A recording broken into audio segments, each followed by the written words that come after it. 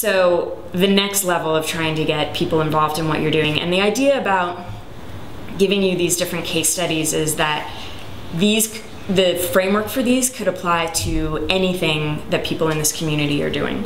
So, you know, one thing, Chip, that you could ask is what, and I know you wouldn't be doing a film, but say your partners who are involved more in a movement of how do you rehabilitate or give different options for people who have gone through or going through the juvenile penitentiary system or whatever the case may be, is asking people to submit their stories about their experiences, either having gone through it or with people who've gone through it, or innovative ideas of, you know, changing a model of X, Y, and Z, and getting people to share, you know, what they think is a personal connection that they have to the issue or a way they would approach the issue.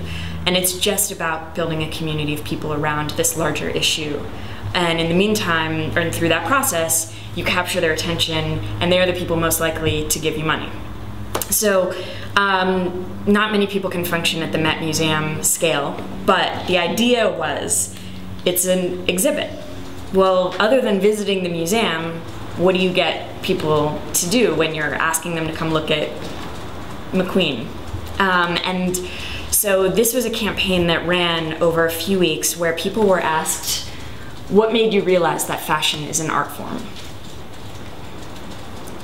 It's open-minded, it's creative, it's a different way to think about an exhibit and an experience in a museum, and it drove people to submit very personal stories, and then later they were sent an email to drive them back to the landing page where different stories were posted so they could read what other people had written.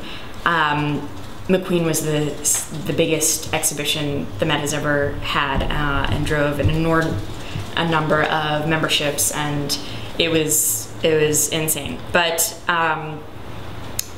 this was just very simply executed, and a great way to make people think differently about what they're involved in. And then a couple more examples. This is an even deeper one and a really great story, but the Holocaust Museum had all of these photographs of children who had been sort of orphaned from the Holocaust, and they posted these photographs and had people participate in it. The site is still there, but basically say, you know, if you think you know this person, let us know.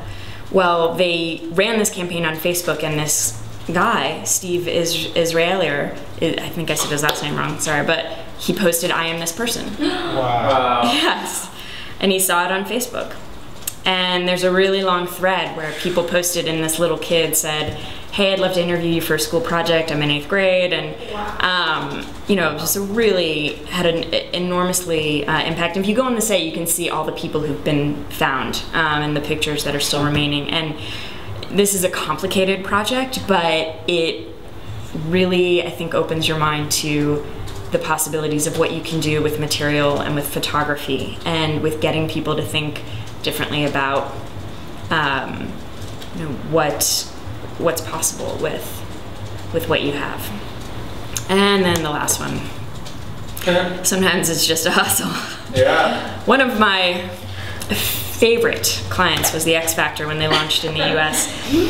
And we ran a fan campaign called X Factor Extra.